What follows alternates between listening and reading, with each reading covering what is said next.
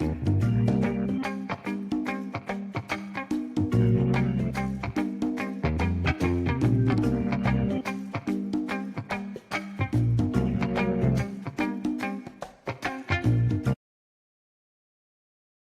hello. It looks like we're up and running. Cast. The Colonel and Kid podcast, that is. Let's make sure we get that said right away. I am the kid, Gregory L. Heitmann, Greg Heitmann. And the Colonel is my grandfather, Colonel Edwin P. Hagen Jr. And that's it's my mom's dad. Seems like I struggle every time to try to explain that. It's like I really have to think about it so I don't say my dad's mom or some mix it up somehow. Anyway, today is October 15th. It's a Wednesday. I don't know if I've had a Wednesday podcast before, so this might be a groundbreaking first podcast on a Wednesday. So we're in between. We got to wrap up the Week 6 NFL and get on to the preview for Week 7. We'll get that coming up. But this is the 7th podcast, so that means it's Chapter 7 and Chapter 7 of the memoir, the Colonel and the Kid memoir.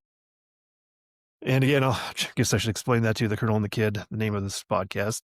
That's also the name of the memoir I wrote about my grandfather, and my relationship with my grandfather. So it's called The Colonel and the Kid.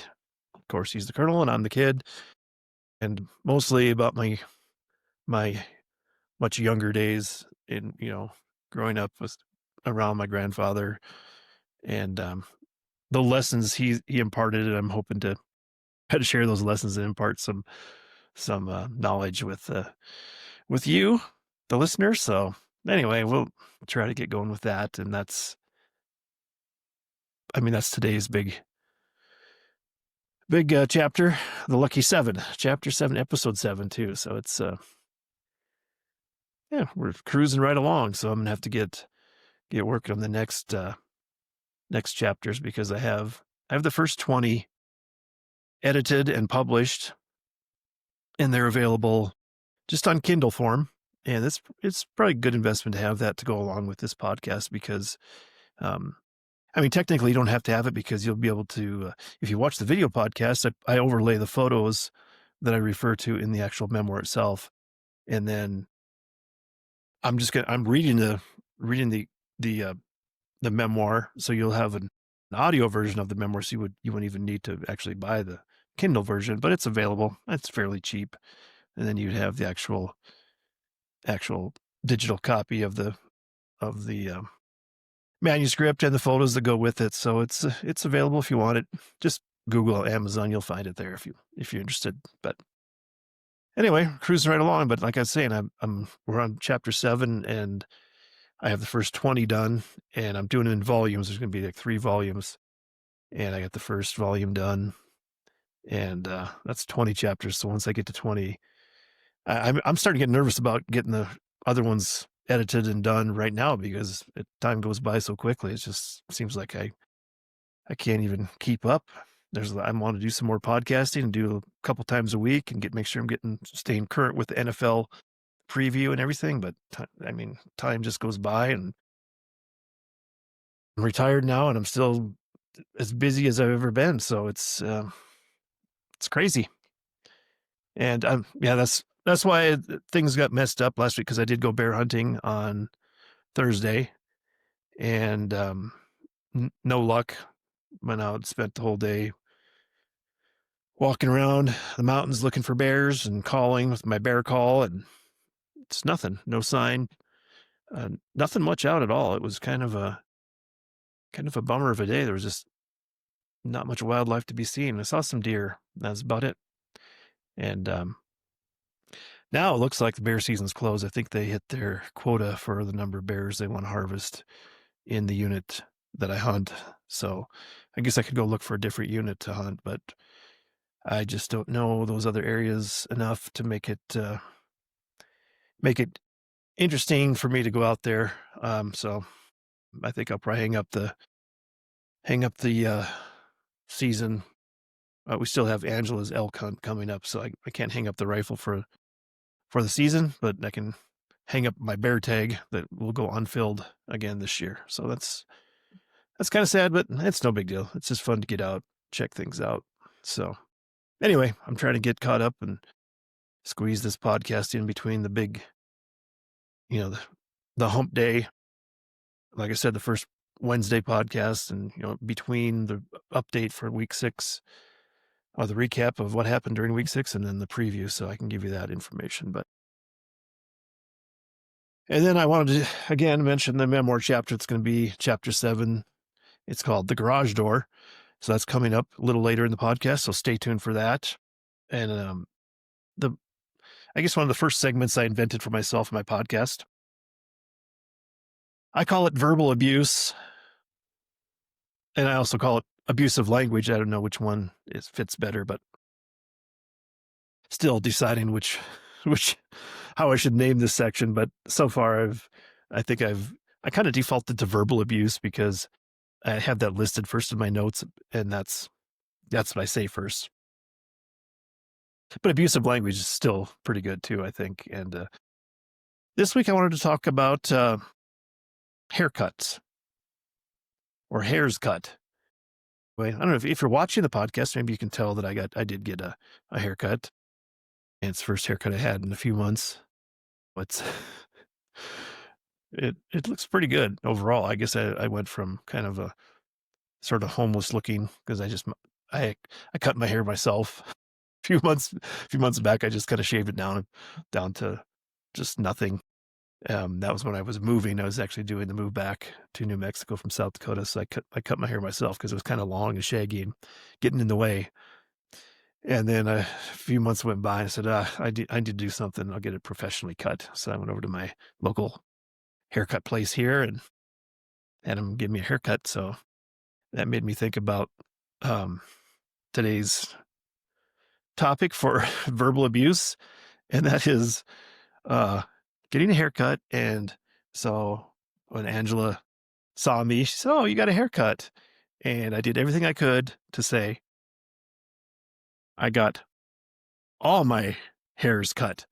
So I resisted that urge to tell her that. And that is the verbal abuse statement that I wanted to bring up today and talk about, say that we should stop saying that.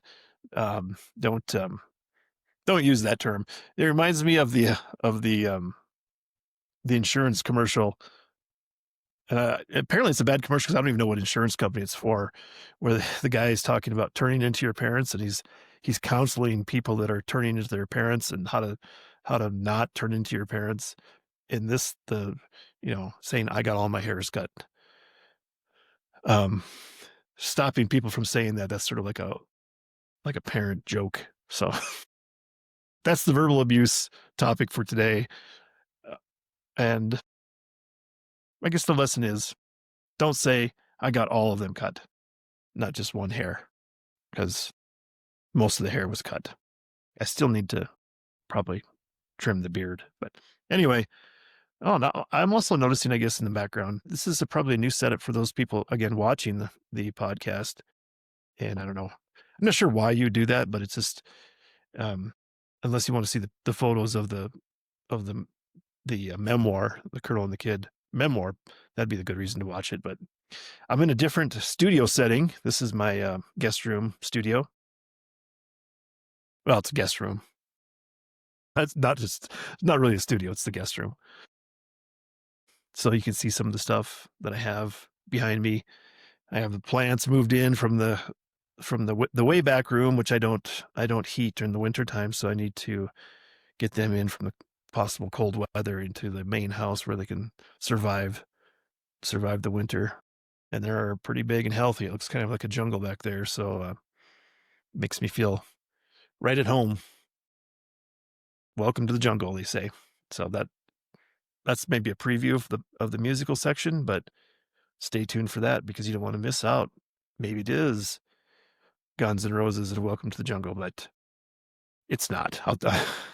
It's not that topic today. So maybe in the future I can talk about that, but I do have a different topic for the music section. I was going to skip it, but something came on the radio and it made me think of doing that. And so I wanted to bring that up, and that's coming up later in the podcast. But for now, we're going to move forward. Quick baseball update. I have been watching some of the Major League Baseball playoffs, and I think I went on my little rant last time about baseball being virtually dead to me. But there has been some evenings where I turned it on and caught a couple innings here or there. And I did want to mention Jorge Polanco again.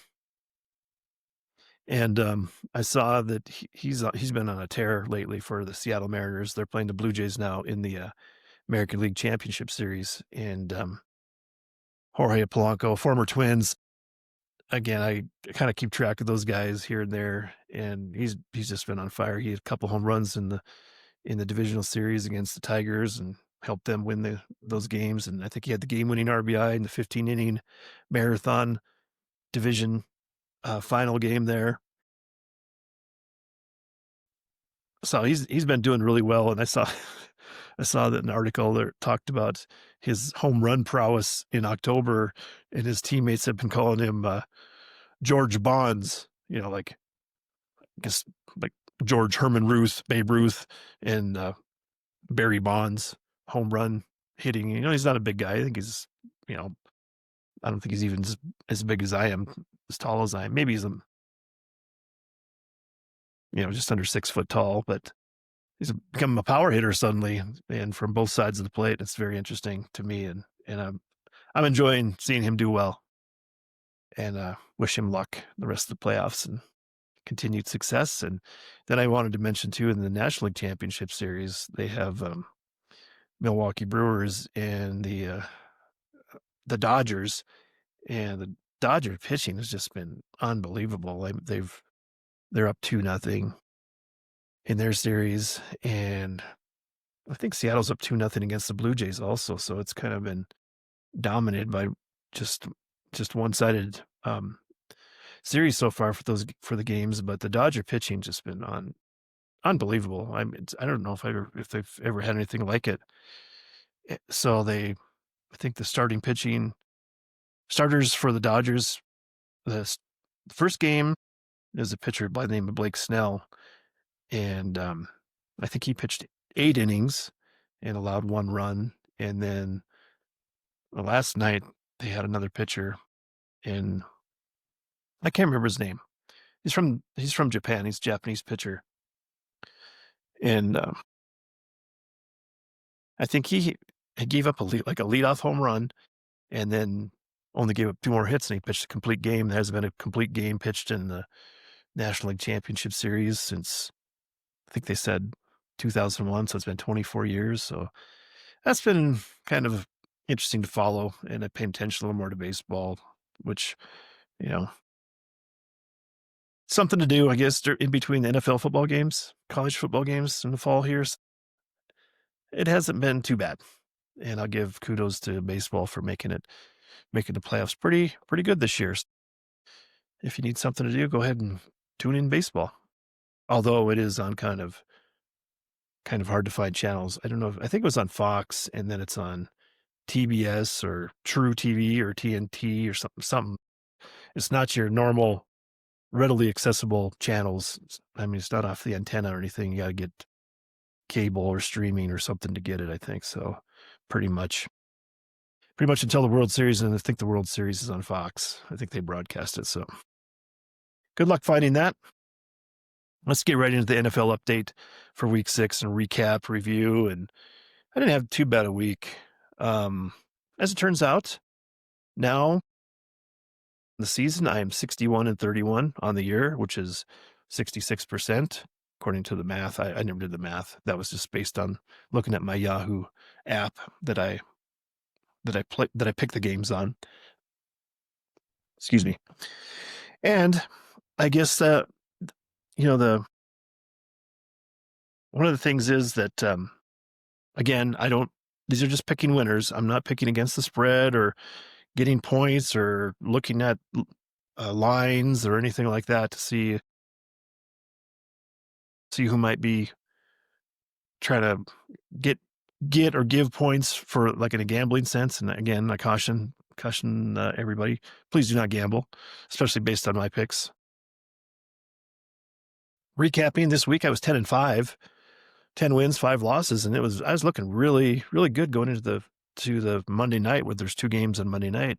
I ended up losing both those. Otherwise, it could have been a 12-3, and there was a bye week, 2 teams on bye, and the Vikings and Texans had a bye, so it was a pretty good week for Greg because the Vikings didn't lose because they were on bye. So I enjoyed that. Just check out the NFL week and enjoy a non-stress of having the Vikings having to play. So anyway, let's just go through the games real quick, and then we'll get to the preview and maybe dive deeper into it. And I thought it was going to be a pretty good slate. I did way better picking than I thought I would. But Eagles at Giants, and I had picked the Eagles and the Giants. That was on Thursday night, and Giants had a big upset there. And Eagles just do not look good. And they actually play the Vikings this Sunday. And the Vikings had a bye, and the Eagles had a mini bye because they played on the Thursday night. So then they've had a couple more days off than usual. So looking at the Eagles versus Vikings, and we'll get to that later. But looking forward to that game. And then in London, they had Broncos playing the Jets, and I had picked the Broncos, and they won barely. It was a terrible game. I think there was 1 touchdown, but there was field goals and safety. Not an entertaining game. Not worth really watching. I didn't watch. I think I watched the final 5 or 6 minutes.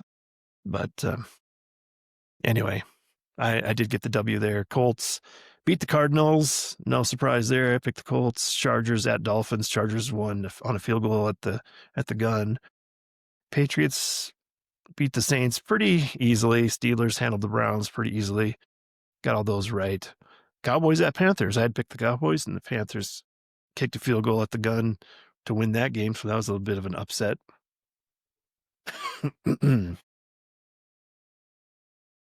Seahawks at Jaguars. I had picked the Jags to win at home in that game, and I'm not sure exactly what happened. I think the Jags just could not protect the quarterback. I think there was a lot of sacks, and I'm still surprised. Seahawks look better than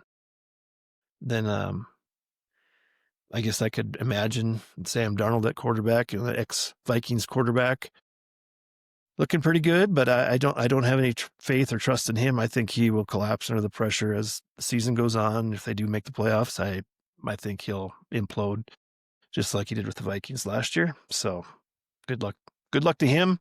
I don't think they've had the injuries that a lot of other teams have had. I think this is going to be, as usual, the injuries are going to determine a lot during this football season for the NFL. And going to the next game, the Rams at Ravens, and the Ravens missing their starting quarterback, Lamar Jackson. Just as I predicted, the Rams beat them, but the Rams lost their best receiver, Puka Nacua. I think he's going to be out. I think they're saying probably missed multiple games. He had an ankle injury or foot injury. I can't remember what they decided, what they were reporting, but I think they're saying he's day to day. But I think that's kind of that's hedging the betting line a little bit. I don't think he's going to play for a couple of weeks here. So injuries are going to affect them. I think they're playing the Jaguars in London, so that could be an interesting game. It is for week 7. We'll get to that. We'll pick that and predict that coming up. Titans at Raiders. I picked the Raiders. Titans are just a bad team. With their rookie quarterback, they fired their head coach. Now they're just in disarray. It's a joke. I feel bad for them. I mean, if you're starting a rookie quarterback, I think you've got a lot of issues going on with your team. So no surprise there. The Raiders got the W for me. Bengals at Packers. The Bengals traded for Joe Flacco from the Browns, and he had maybe just a couple days of practice. He was starting for the Bengals at Lambeau Field against the Packers and gave Packers a really tough time in that game. Packers won. I had picked the Packers, but it was a lot closer than I think anybody had predicted. And in fact, the Packers were my survivor team, and I was getting kind of nervous there at the end. So I did survive my survivor pool. There's only 2 of us left in that. So I think I don't know. We're gonna hang in there. Maybe a couple more weeks, hopefully. 49ers at Buccaneers. That was a pretty tough, hard fought battle. I had picked the Buccaneers, and they were able to hold on, get that win at home.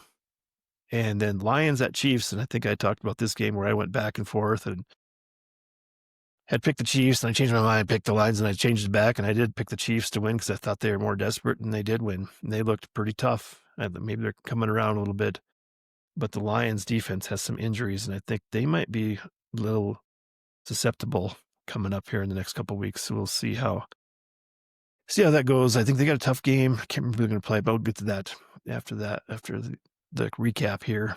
And then we had the last two games on Monday night. Bills at Falcons.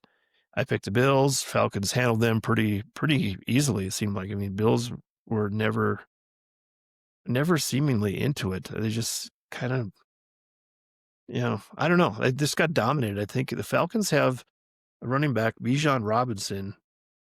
He's a Texas Longhorn, and he's just a hard-nosed running back. I mean, he just big, fast, strong, and I think that wears on these guys.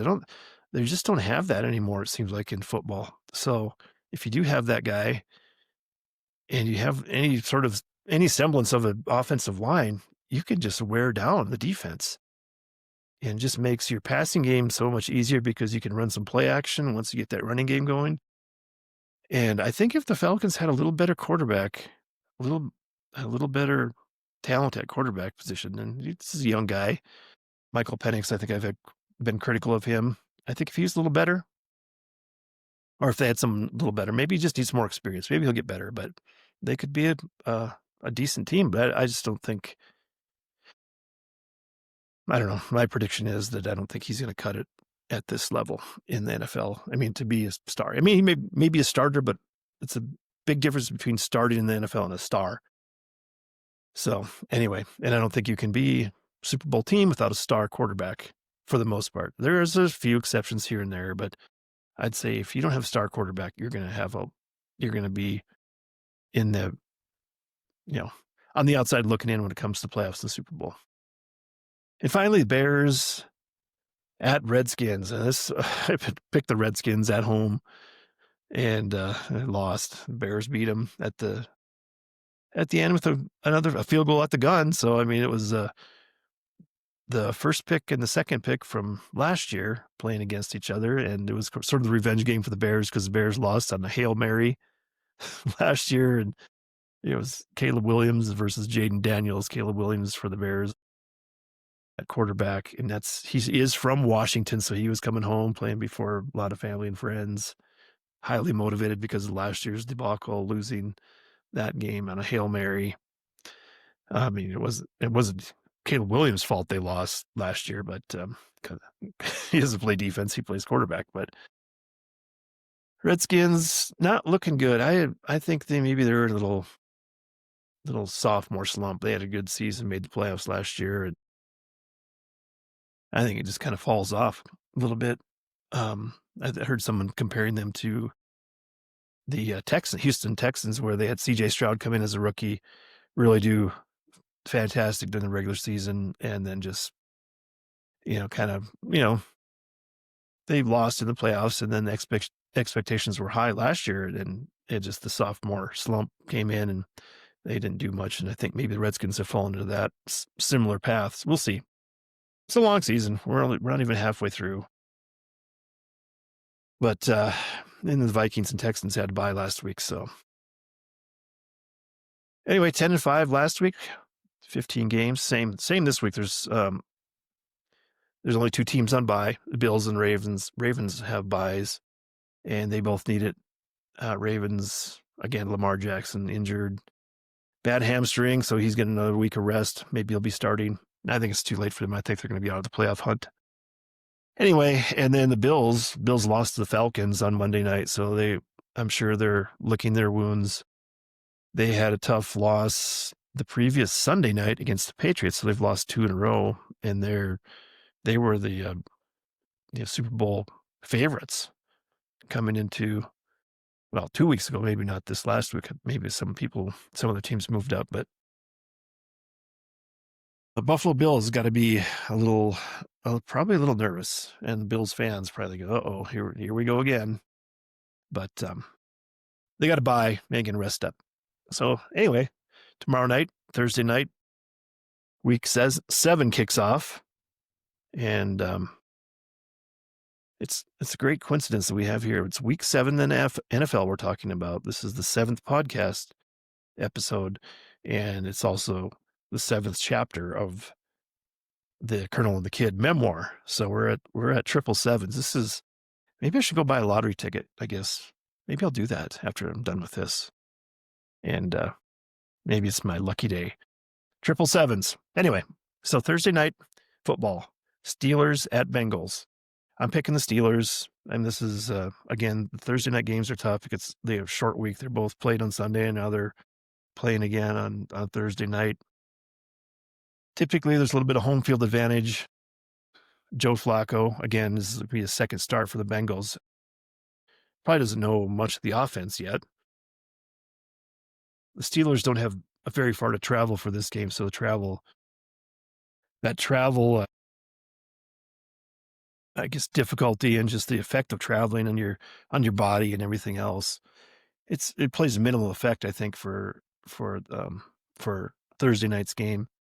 So I think the Steelers will handle them, and the Bengals defense is just, I mean, it's pretty porous, and I think their good defensive end, Trey Hendrickson, I think he hurt his back. I think he went out early last week with an injury. I'm not sure if he's going to be back for this game or not, but if you have a back injury, I think it's probably difficult to heal up quickly and get back ready to play in the NFL. But anyway, I don't see very much success for the Bengals, but that's why they play the game. You never know. That's why I was pretty much saying that same thing against last week with the Eagles played at the Giants, and sure enough, the Eagles just looked terrible and Giants beat them. So we'll see.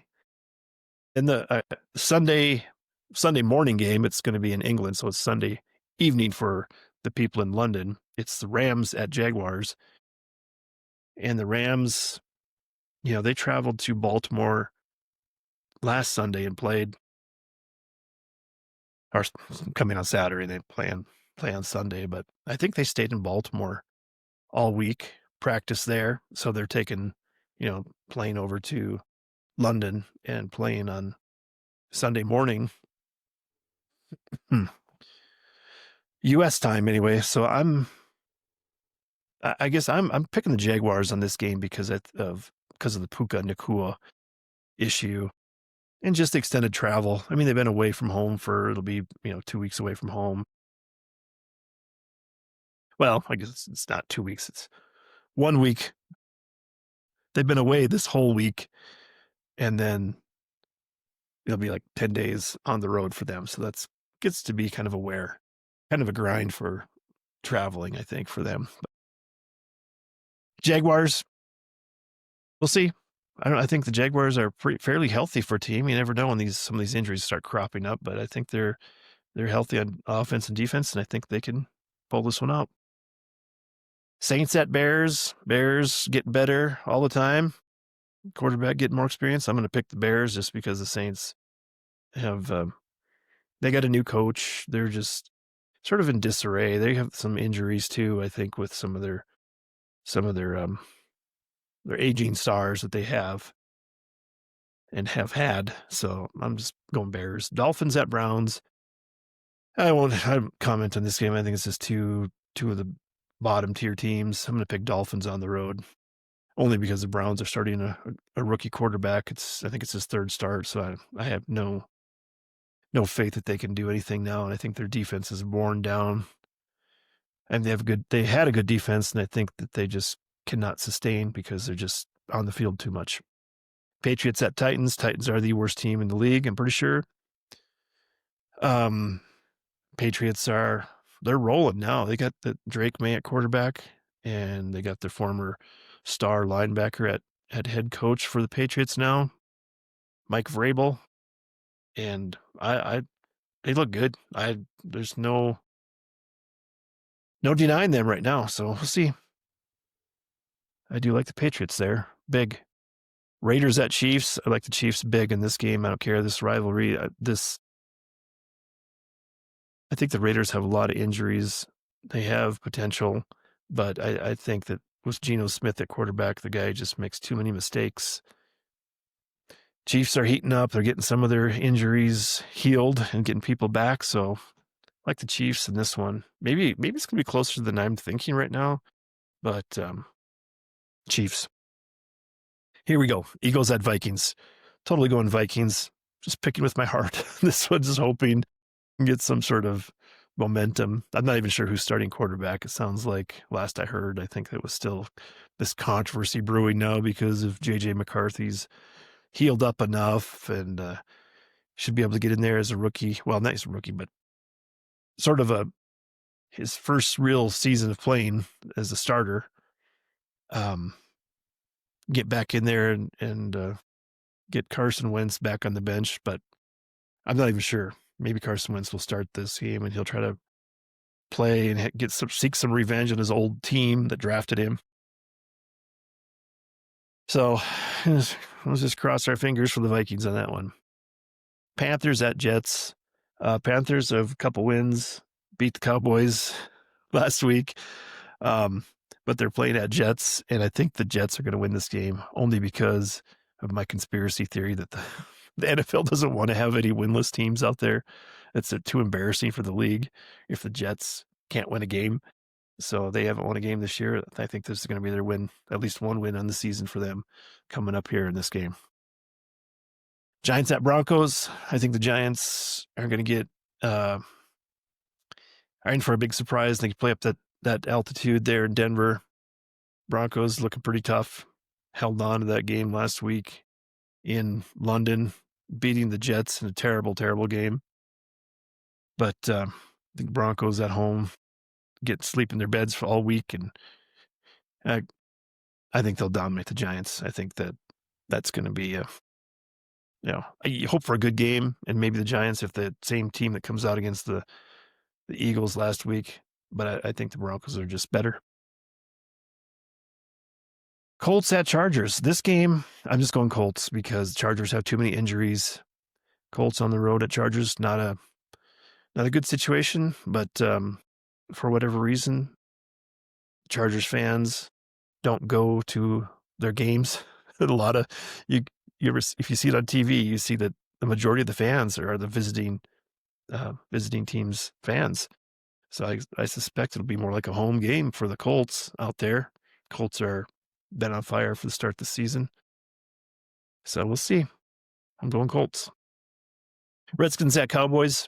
Like the Cowboys, just since the rivalry, playing at home. Redskins kind of stumbling around. Cowboys stumbling around even worse, but I think Cowboys reorganize, get a win against their hated rival, and just really hurt the Redskins' chances for success in the wide open East, the NFC East. So we'll see. I'm going Cowboys probably against my better judgment and against most of the people picking. Probably 90% of the country is going to pick the Redskins to win this game. I'm going contrary to that school of thought, going Cowboys. Packers at Cardinals. Well, Packers, I'm going to pick the Packers. I don't want to. Cardinals quarterback Kyler Murray was out last week. I don't even know I haven't heard if he's playing this week or not. I don't think it's going to make a difference. Cardinals are just not a good team. I think the Packers are just good enough to beat them on the road. We'll see. It's going to be, it could be, I could be wrong. Could be complete upset on that one. I think the Packers are probably favored. Not going to worry about it. I'm just picking Packers. Falcons at 49ers. I don't believe in the Falcons. I think that they're a little overhyped. They are healthier than the 49ers. I think it's tough to travel out there to 49ers, and I think I would not be surprised if I'm wrong, but I'm picking 49ers, and they lost their middle linebacker. I forgot his name, but dislocated and broken ankle, both. So that was pretty brutal injury another brutal injury for the 49ers. We'll see if they can rise to the occasion. I'm not gonna concern myself with that game too much. I just going home team on that. Buccaneers at Lions. This game I've gone back and forth to. The Buccaneers have lost all their wide receivers. They're all injured. Now the Lions defense is all injured. The defensive back, so it's like the battle of the second string pass defense and second string wide receivers. So Lions coming off the loss against Kansas City. I'm just going Lions. And Texans at Seahawks. Texans have not looked good at all.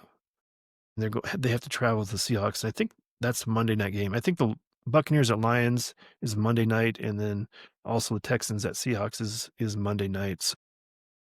I'm saying the Monday night game up there for Texans playing at Seahawks is going to be a tough row to hoe, as they say. So I'm going Seahawks. Seahawks, Lions. I should start doing some statistical analysis of who I'm picking and who's at home and on the road and see how that goes. And we have a big enough sample size to probably distill something from that. I think I always talk about it's hard to play and Seattle is hard to travel across the country. And I don't know if that even pans out the way I describe it, if it is truly difficult task. But I don't know. We'll see. It's another good slate of games actually this week. Got some good competitive rivalry game there with the Redskins and Cowboys and Eagles at Vikings. That's been some battles there in the recent history. And again, this week's bye teams, Bills and Ravens, only 2 teams on bye. So a good slate of games. Anyway, that wraps up the NFL preview for week 7. And we're going to go ahead and move on to the reading of the Colonel and the Kid, chapter 7, which is called The Garage Door.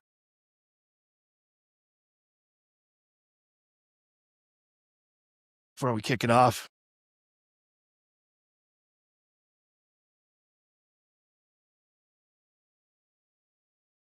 so anyway, chapter 7, The Garage Door.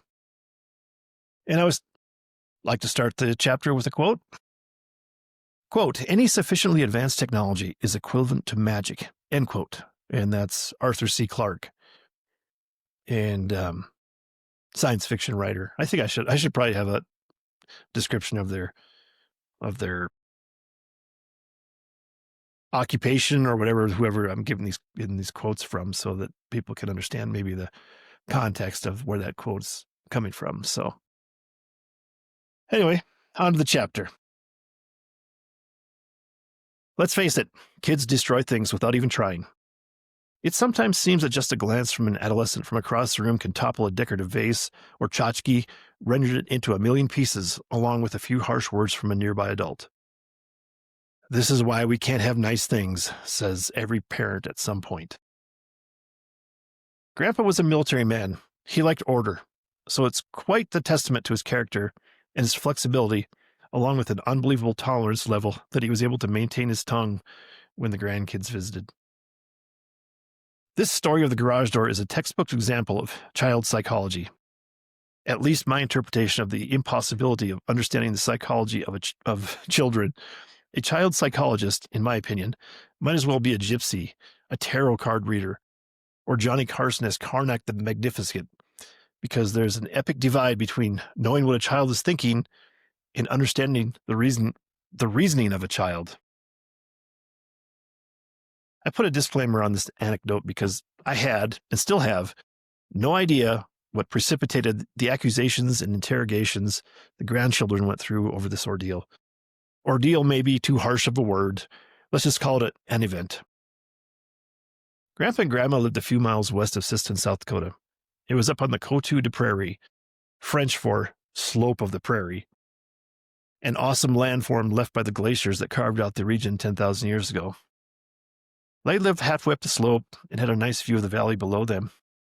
I think about their house location now and appreciate it even more. One could sit on their front deck on a summer's evening in the shade of the house, catch your breath from a busy day, just enjoying the view. This is something the little kid cannot appreciate. And this is the first photo I have in the chapter 7 memoir. And I'll read the caption, then give you a little more description. View of Grandma and Grandpa's house from the back, looking east towards Siston in the valley below, circa 1980 on a cold December morning. This is not the chillaxing feeling you would get from the front porch on a summer evening, but still pretty awesome. So this is I'm pretty sure my dad took this picture from the backyard, looking at the back of the house and then down into the valley towards Siston. And it's a blanket of snow on the ground. Trees are bare, of course, and snow on the roof of houses. And just, it looks cold. I look at this picture and think, man, winter's coming. And it's the foreboding cold and chill. December day. And I think, I'm guessing this is when, it was during a Christmas visit when we were there at Grandma and Grandpa's house. And we could go sledding down the hill, their backyard, and into the ditch of the front yard and stuff. So that with that snow, it's kind of fun. Not a big fan of the cold, but I think in those days I didn't even realize how cold it was, because as a kid enjoying out the snow outside, sledding on little sleds and little plastic things that they were called sleds. They're barely just a little reinforced plastic that you'd unroll and sit on and go down the hill. So it's, anyway, good times. Went back to the chapter. But I digress. This is about the garage door. Grandma and Grandpa had an attached 2-car garage. One large fiberglass garage door covered the opening. If I remember correctly, the door was very light-colored, translucent with a greenish tint. One day, Grandpa noticed a chip in the garage door. A tiny piece of fiberglass had broken away. I don't think it was bigger than a quarter. The location was not far from the handle locking mechanism, probably 2 feet from the drive pad up on the door. Well, this was too much for Grandpa. The grandkids were blamed for damaging the door. It was a summer visit, and Grady, Garrett, and I were there with my cousins, Jackie and Christy. Our ages ranged from about 12 years old to, say, 5 years old. And then I have a picture inserted here so you can kind of see the garage door in the background on a summer day. And I'll read the caption. Grandma and Grandpa pose in front of the house for a photo. Note the garage door and Grandpa's childlike antics giving my unsuspecting grandma rabbit ears. Classic Grandpa. So then this picture is during the summer or fall, I guess. It was probably fall because my grandpa and grandma both have sweatshirts on. They're standing outside on their driveway. And in the background is the house. You can see a good image of the garage door there behind them. See my grandpa giving my grandma rabbit ears as they posing for the picture in a very non-candid shot, just staged, seems like. But anyway, Grandpa, the Joker with the rabbit ears. So back to the chapter.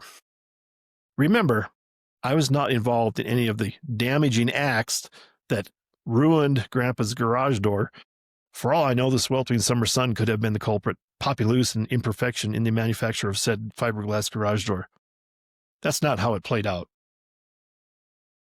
It could have been that Grandpa had been watching too many police procedurals on TV during this time frame. Each grandchild was questioned separately. Nobody knew anything. And I don't think anybody was lying. Maybe the truth will come out 40 years later if my brothers and cousins read this, and a guilty conscience encourages a confession. Grandpa was on the case like a biting sow, refusing to let go once she has her teeth sunk into something.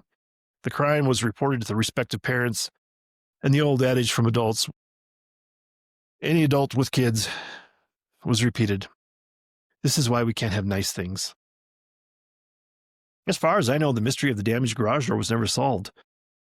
By the way, this easily could have been a Hardy Boys TV episode or even Nancy Drew mystery. That wraps up the story of the garage door. But I have a couple of subchapters to add to the tome. One is garage door related, and it was a remote garage door opener. My grandma and grandpa had an automatic garage door opener with remote controls to each of their cars. This was magic to a child in the 1970s, at least to me anyway. What kind of voodoo could invisibly open a door without touching it? I take it for granted today in my own home, but the wonders of technology were and are still amazing. Grandpa was at the cutting edge of technology as far as I knew anyway. Before cable television or satellite dishes, Grandpa had an antenna on a tower fixed to the garage. This was a special antenna that could move just by turning the knob on a control box that sat on the TV.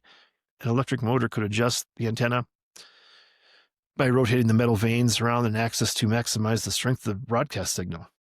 My grandparents lived in an area where they had television signals from Sioux Falls, South Dakota, and Fargo, North Dakota. And I add parenthetically here that I think that you could actually get stations from Minneapolis, Minnesota, where they lived. What a luxury in the 1970s, a clear television picture. And then I have a photo here of with the tower for the antenna. It doesn't have the antenna shown on it, but you can see the tower. It's on affixed to the side of the garage, and a little cable you can see going up to that. I'll read the caption and describe a little more. What I'm trying to show here in this photo is Grandpa's TV antenna. You can see a section of the tower where the antenna was perched about 30 feet atop the structure. Clouding around in the foreground is Grandma and her cousin Arden, circa 1979. And I guess, the tower and the cable for the antenna for the television stations is really secondary for this photo. It's just my grandma making this strange face, probably giving out a yell as a picture was taken, and her cousin Arden, he's wearing like a yellow jumpsuit. I don't know, I don't know if that was the style, but it's short sleeve jumpsuit type in some sort of maize color. And then my grandma's got like I don't know if you'd call it like a house coat or something. And and Arden's kind of behind her, grabbing her arms, kind of maybe giving her a scare or something. And they took the picture. It's laughable. I don't know. Probably not the most flattering picture that they would, that my grandma would probably approve of for this memoir if she was able to approve it. But anyway, back to the chapter. Another amazing item Grandpa had was his ham radio equipment. Wow, I'm not sure there could be something more visually captivating for a boy than eyeing all that electronic equipment that we were forbidden from even approaching. It's funny how quickly boredom set in for a kid, though, when Grandpa was operating the radio. First, it was just the dots and dashes of Morse code when he first got his amateur radio license. Eventually, he upgraded his license to spoken communication through a microphone. Grandpa was in contact with other ham radio operators from around the world and exchanged postcards with his contacts. He was truly a man at the forefront of modern technology, and I'm still amazed to think about that now after all these years. And then I have another photo here, and I'll read the caption, then give a little more description. Grandpa and Grandma posing behind Grandpa's bar in his den. In back of the happy couple, Grandpa's radio equipment sits hidden behind the blind. On the left side of the photo, you can see the sign that says danger and high voltage, warning people to stay away, especially children. It's got a skull and crossbones on it, too. Picture is circa 1982. And then a camera-shy Greg on the left dodges away from the photo opportunity. And so you can see me in my little olive drab shirt with brown and white stripes on it. I'm kind of like hiding my face, get out of the way for the photo. And my grandpa's got his arm around my grandma. And they're smiling, posing for the picture. And it's a classic picture that I remember from my grandpa's den in that house. And he's got the bar, really cool bar. And there's like 4 bar stools on the outside, and then behind the bar where the bartender is, there's a bar stool there. And the carpet from the ground, from the floor, goes all the way up on the side of the bar. So it's a carpeted bar. And then behind there, he's got the wood paneling for the wall finishing, and he's got one of these great classic comic or cartoon art about, I think that's the commanding officer one. And maybe I should get those pictures out and share them, because I do have those pictures now in my possession that Grandpa had from his military career. And I think that he collected and had them displayed on the wall in his den. And they are very, provide a lot of nostalgia for me anyway. And he's got a really cool, like, stained glass light above the bar. It's barely in the photo, but it's really just a complete capture of how I remember Grandpa's bar, and in the den below. It is in the lower level of the house. So I really enjoy seeing that photo and sharing that photo. And then another picture of the ham radio equipment. I'll read the caption here and then try to describe it a little better. Behind the beautiful Siamese cat, Tommy, you can catch a glimpse of Grandma's radio equipment on the left side of the photo, and you can barely see maybe it's the mic hanging down there, and kind of the just communication equipment, I think, for the voice part of the radio that was probably just attached through wires to the main radio part for the transmission and stuff. And then back behind the wall, it's more of a close-up picture of the cartoon, commanding officer cartoon that is just classic to me. Anyway, and then also in this photo, there's a little display box, and it's one of the souvenirs that my grandpa took from World War II when he was, I think, processing a lot of the prisoners at the end when he was in Germany. And he took a knife from one of the SS officers.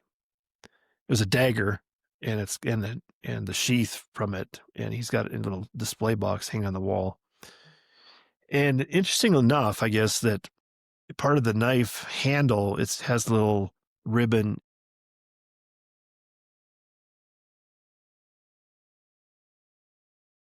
the Nazi symbol on there. And the display box has got a cover on it, but he's got a Minnesota Vikings decal covering that swastika for the Nazi regime symbolism. So I don't know. It's very odd to me that that I think Grandpa was proud that he was able to help defeat Nazi Germany, but at the same time, you couldn't, as time has gone on, you couldn't display any of this stuff, that the souvenirs they took to try to commemorate winning the war, that you can't display any of that stuff. And I know in Germany, I guess my understanding is you can't have any of that symbolism, any Nazi or swastika or anything like that. It's a crime to have it displayed. You'd be arrested. And I don't know. It's too bad. To me, it's good to have that stuff as a reminder that, hey, we won that war. We defeated the Nazis, and good for us, because we basically saved the world.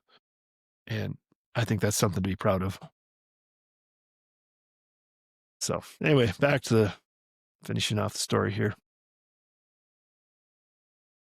Speaking of radios, I would be remiss to not include one of my favorite Grandpa memories. During the 1970s, Citizens Band radios, aka CB radios, were the rage. Grandpa had one in his Plymouth and one in the Chevy Blazer.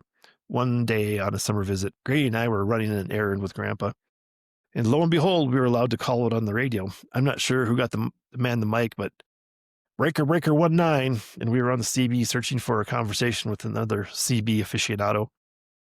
In less than a minute, we had somebody ready to talk. A young man responded. The gist of the conversation was basically a fantasy as we exchanged some pleasantries, then signed off with a prompting from Grandpa.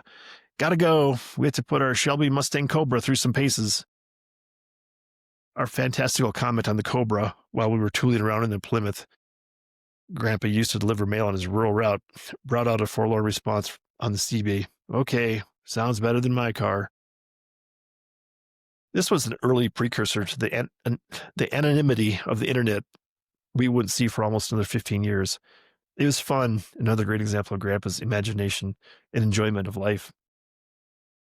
The lesson passed on from this chapter, as I see it, is the desire for order is natural and helps provide structure that provides a comfort.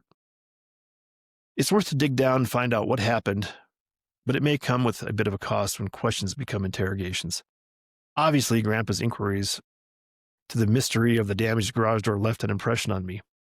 I remember this from my perspective now as a learning experience, i.e., what can be done to avoid another similar incident. Another lesson for order, efficient organization is an attitude to try new technology and adapt to the ever-changing future. Don't be afraid of something new. Rather, an open mind can bring better tools to your environment. Never stop learning. It will assist you in every facet of your life. Postscript. A few years later, I stood accused by Grandpa in front of my family of the shameful crime of discovering a Playboy magazine in Grandpa's bathroom.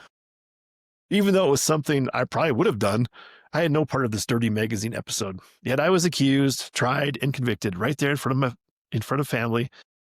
Being naturally shy, I'm sure I was a bright red and looked the part, seemingly guilty. What are you going to do? Nothing in this case. You just accept it, knowing the truth and realizing life is not fair and it will never be. So, ends the chapter, and to close the chapter, I always like to close with a quote. And this is from William Blackstone. I think he was a philosopher back in 1769. So the quote is around circa 1769. And the quote is, quote, "The law holds it is better that 10 guilty persons escape than one innocent suffer," end quote. So that's the reading of the chapter today. That's the garage door. Chapter 7 in the Colonel and the Kid memoir. Let me look and see what chapter 8 is. Chapter 8 is called The Trees. See how that one pans out in the future. Make sure you stay tuned and subscribe and like, do whatever you need to do to the podcast so you make sure you get all these chapters and get all these readings so you can enjoy them. That one was not as good a chapter for me. I don't enjoy that as much because I do remember quite distinctly being accused of crimes that I didn't commit. And,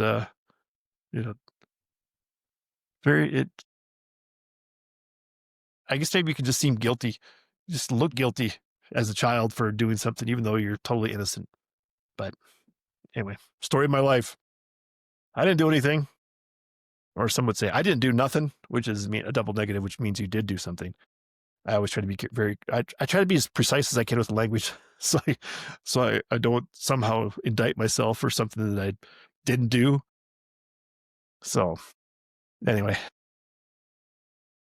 maybe I did enjoy that chapter more than I let on, because it's just so funny to me how things can go awry quickly in those situations. And then just the nostalgia of looking at some of those photos of my grandpa's den. It's just, that's what I've always wanted for my house. And I've never had that. And I don't think I will ever get that, because this house where I am, it would take such monumental remodeling to get something even close to how I would picture a man cave / den that grandpa had. Just don't see it ever happen. But anyway, I can look back and enjoy that, the nostalgia of those photos in the memoir. So I had a little note for myself, and I was going to plug my other books, but I put a note, said next time we're going to go ahead and pass on and doing the propagandizing for my other books, marketing. And I don't have them in my new layout for my new studio, the podcast studio, as I call it, aka the guest room. And I don't know if I forgot to mention this when I was first pointing out my new studio here, but I'm going to get out of the way, this long, narrow photo. I hung that up. That was my grandpa's graduating class from his officer training school down in Georgia. I can't remember where that was, Fort Benning, maybe, for, was training for to be an officer in U.S. Army back for World War II. And I don't know how many, there's 100 plus soldiers there posing for this picture. And maybe I can get an image of my grandpa. I think he was in the front row there sitting, and I can overlay that in this part of the podcast and share that. But anyway, let's get on to the musical section. I just want to do a run real quick discussion of that, of the music update, because I am a music guy, even though I can't sing, can't play music, don't have any instrumental talent. I do have a guitar that I'm trying to pick out a few chords here and there so I can maybe play something around the campfire someday. But I do like to talk about music and listen to music, and unfortunately, I can't play the music on here because it's a copyright issue, but I will talk about it. There's a couple songs I heard. Well, one song I heard today, it's actually two songs, but they're paired together, and it's a Van Halen song. It's a cover of Roy Orbison's song "Pretty Woman." And Van Halen did a cover in 1982. I heard it on the radio, and they have this little intro part they call Intruder. So if you see it, if you want to Google this too, then and hear it, it's called Intruder / Pretty Woman by Van Halen. And it's kind of fascinating to me that I guess what happened with this song and then the intruder part, it's just a little instrumental, like a minute 10 that plays into the Pretty Woman song. And that's pretty good. I really enjoy the cover of this song. I mean, Roy Orbison does a great job in the original, but I think that Van Halen did a great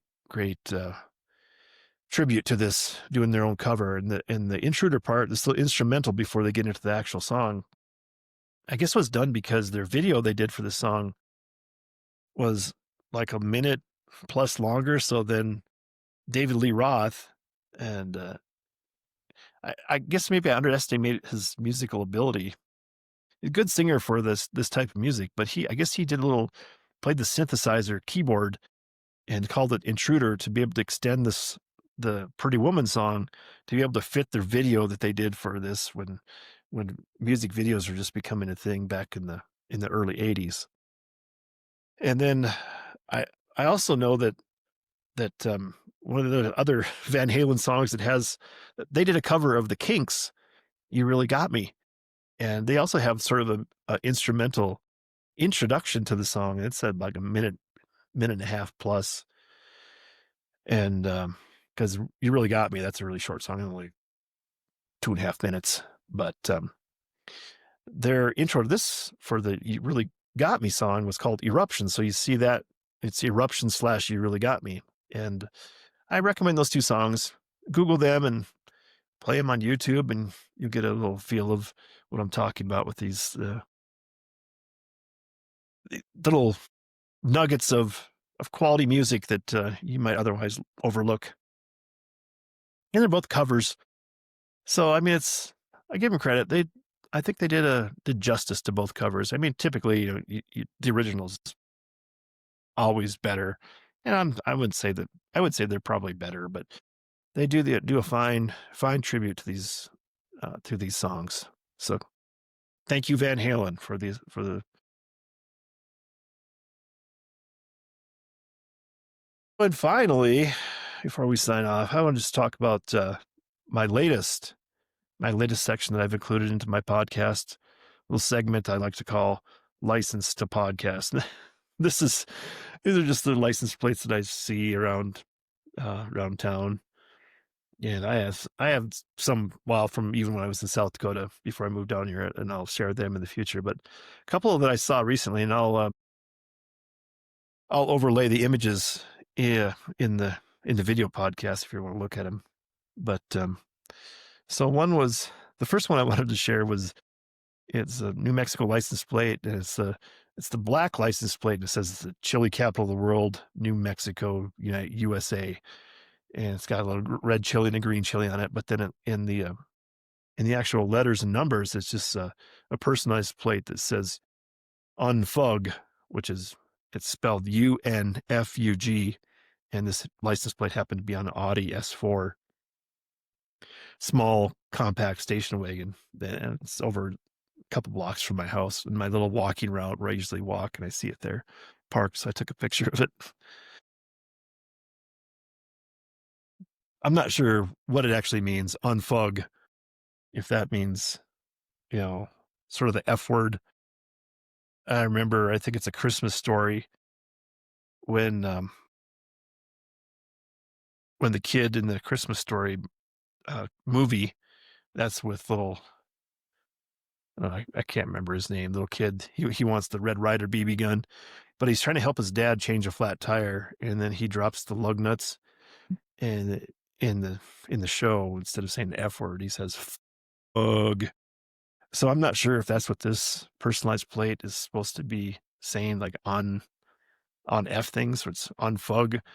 Which, if that is, I'm surprised that got through the license plate reviewers and the censors for the motor vehicle, the MVD, motor vehicle division here in New Mexico. So anyway, bad job screening license plates there. But anyway, unfug. And then the other one, I'll get this shot up too. It's mostly it's the classic car. It was in the neighborhood. I was going through on my walk through the neighborhood, and there was this really, really cool antique car. Call it antique, I guess. It's old enough now. It's a 1966 Chevelle SS, the super sport. And I think it's the original license plate. It says a 66 on it on the bottom there. And you can see the image. If you're watching the video podcast, I'll put that image on. It's parked in the driveway, and it's got a 2, then the Z symbol, and 77. So I'm not sure what that actually means, but it really caught my eye because it's an old faded. I'm not sure if it was originally the bright yellow that you might see for the license plate. It's kind of this pale, I don't even know what to call it. Maybe it's like a cream colored license plate, but it's got the 66 in the bottom. I think that's the original license plate year along with the actual car. And it's really pretty blue color. And I think it's the original paint, because I think on the back of the trunk, there's some of it's faded and missing on the back, but it's really just a classic car. And I enjoyed seeing it, and hopefully enjoyed seeing it if you're watching the video podcast. Um, so anyway, I think we've exceeded the time limit again. A little over an hour, not too bad. I know we went way over last time, so I'm trying to keep it more reasonable hour, because I don't know if my voice can keep on going. Kind of run out of steam myself. But anyway, again, I won't say goodbye. I'll just say see you next time. And what I wanted to say this time, and I've been avoiding it because I don't want to use the terms and then put that in your mind and then you get stuck with that. But I will say that one of the things I want to do with this podcast is try to just provide a laugh, if nothing else, a little humor, brighten your day, but then encourage you to take that positive attitude and positive action. I'll say this reluctantly. You say, don't be passive. You make the action happen. Be proactive. Get out there. Be assertive.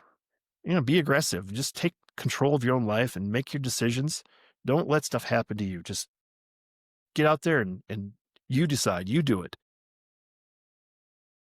And I say that, with the idea that with my sign off, my 3 lines of sign off, and I recommend you imagine putting the you in front of each one as I go through them. And I will sign off this time with saying, knock and the door will be open to you. Seek and you will find. Ask and you shall be given.